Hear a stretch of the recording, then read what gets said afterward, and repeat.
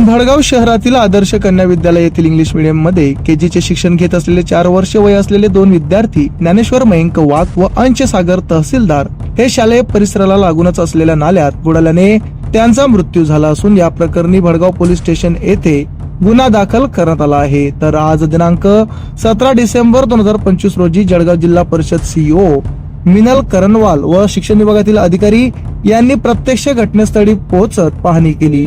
चौकशी करून योग्य ती कारवाई तात्काळ करण्यात येईल याबाबत आश्वासित करण्यात आले। यावेळी भडगावातील समाजसेवक व पालकांची उपस्थिती होती। मॅडम, काल भडगाव येथील आदर्श कन्या शाळेमध्ये एक गंभीर घटना घडली। त्यात 2 बालक दगावले आहेत। त्यात आपण आज पाहणी करण्यासाठी आलाय। नेमकं आपण या शाळेवर काय ऍक्शन घ्याल? महात्मा फुले शाळेला जी काल घटना घडली ती अत्यंत दुर्दैवी होती। मी पाहायला आली की नेमकं झालेलं काय, कारण की ओरल असं म्हटलं गेलं की 2 मुलं मेलेले आहे, पण नेमकं काय कुठे झालेलं आहे स्पॉटची पाहणी करणे आणि मग नेमकं जी रिपोर्ट वरती मागितली गेलेली आहे ती देणे, असं आजच्या व्हिजिटचा हे उद्देश होता। आज जितकं मी मागे पाहिली तर शौचालयाला 2 मुलं गेले अशी खालची रिपोर्टिंग आहे आणि मागे कुठली संरक्षण भिंत नसताना तिथे शौचालय बांधले गेले आणि ते मुलं नेमके तिथे बुडाले। सीसीटीव्ही जोडले गेले तर तेही एकदा आपण सीसीटीव्हीची फुटेज काढून सुद्धा पाहू की नेमकं ऍक्च्युअल काय घडलेलं आहे आणि तशी रिपोर्ट वरती जाईल। शाळेची जी चूक प्राथमिक दिसून येते की बाबा शौचालय जिथे बांधलेलं आहे तिथे भिंत फुटलेली आहे किंवा मुलं गेले आणि नंतर सापडले नाही किंवा त्यांची शोध घेण्यात आली नाही, अशी प्राथमिक रिपोर्टिंग जी खालून मिळत आहे त्याची सगळी खात्री केली जाईल आणि खात्री केल्यावर सक्ती ते सक्त जे काय शिक्षा आपण शाळेला, त्यांच्या प्रशासनाला किंवा आमची सुद्धा इन्स्पेक्शन रिपोर्ट जे असते व्यवस्थित गेलेले आहेत की नाही वरती, हे सगळं पाहिल्यावर आपण व्यवस्थित ऍक्शन शाळेवरही घेऊ। मान्यता रद्द होऊ शकते का मॅडम? आता हे एकदा प्राथमिक जे दिसत आहे त्यावर निष्कर्ष न देता एकदा रिपोर्ट फायनल झाली की मी व्यवस्थित परत बाहेर देऊ शकते। काल सीसीटीव्ही फुटेज नातलं कालपासून मागताय, त्यांना अवेलेबल तरी करू नाही, आम्ही तर त्याच्याकडून आजच घेऊ की बाबा सीसीटीव्ही मध्ये नेमकं आम्हाला ऍक्च्युअल परिस्थिती सुद्धा दिसून जाईल किंवा मुलांसोबत ऍक्च्युअल काय घडलेलं आहे। त्यांनी ते बदल केलंय मॅडम, ते डीव्हीआर त्यांनी काढून ठेवले बरं त्यांनी। नाही, डीव्हीआर जरी काढून ठेवली त्याच्यात स्टोरेज होऊन जाते, म्हणजे बदलता येत नाही। फुटेज सुद्धा बदलवलेले आहे बदलू दादा, त्याच्यात स्टोरेज होऊन जाते, बदलू शकत नाही। तर हार्ड डिस्क घेऊन आता पोलिसांकडे गुन्हा सुद्धा दाखल झालेला आहे।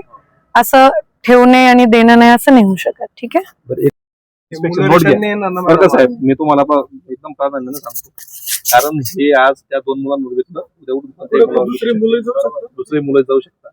तुम्ही गटविकास अधिकारी आहेत, मॅडम स्वतः हेड आहेत जिल्ह्याच्या, तुम्ही याच्यामध्ये प्राधान्याने लक्ष घाला आणि याच्यातून मेसेज चांगला जाऊ शकत नाही। तुम्हाला माहिती आहे आज भीतीपोटी निम्मे पोरं आलेले नाही, हा उद्या उठून काय टीचर आले नाही, हो त्यांचे टीचर आले नाही, बाकी मुलं तर सोडा तुम्ही। असं काय आहे, याच्यातून एकच दिसतंय आपल्याला काही कोणाची येणे झालेली घटना जी आहे ना ती अतिशय गंभीर आणि दुर्दैवी, एक कोणाच्या मुलांबाबत घडलं नको पाहिजे। आज एक विषय, आज ते 2 मुलं आहेत, उद्या कोणाची मुलं आपल्या घरात अशा घटना घडल्या तर आपल्याला काय वाटतं? मुलं शाळेत पाठवतो शेवटी त्याच्या आता मला सांगा, बबलूचा एकुलता 1 मुलगा गेलेला आहे, एकुलता 1 मुलगा, काय करायचं तुम्हाला? काय केलं पाहिजे?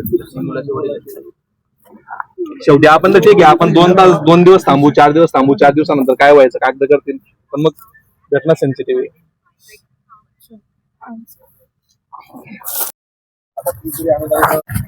याच्यावर शासनाचा वाचा आहे की शासनाचा वाचा जर 2 महिन्याला शासन इन्स्पेक्शन मागवतो, फक्त इन्स्पेक्शन मागवण्याच्या वेळेस शिक्षकांना पुढे याच्यावर कोणीच पाहिलं नव्हतं।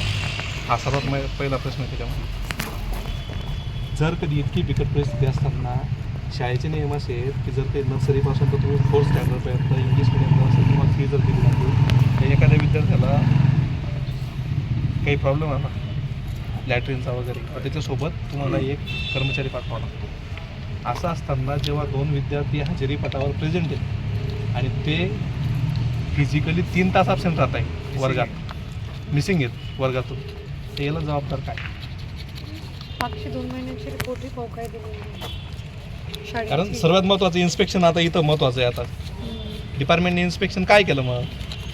नुसते आले आणि डोळे लावून पाहून गेले, लगेच चालले गेले, हा आणि सर्वात महत्वाचा विषय तो आहे मॅडम आता. लहान मुलांना प्रिमाइसेसच्या बाहेर बाथरूम करतात आणि लहान मुलांना प्रिमाइसेसच्या बाहेर बाथरूम राहतोय, म्हणजे इव्हन कंपाऊंडच्या बाहेर येतो. काल हे पोलीस स्टेशनला हे घेतलं घेतलेलं 5 तासानंतर घेतली. संध्याकाळी गुन्हा दाखल झाला. सकाळी 11 वाजताची गोष्ट घटना आहे. 8 रस्ता वाजता रोको झाली. केलं, सगळं केलं, त्यानंतर 6 वाजता गुन्हा दाखल झाला. दिवसभर काहीच नाही.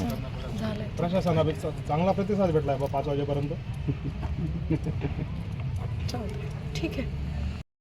आमच्या चॅनलला लाईक करा, सबस्क्राईब करा, बेल आयकॉनवर क्लिक करा आणि हो शेअर करायला विसरू नका.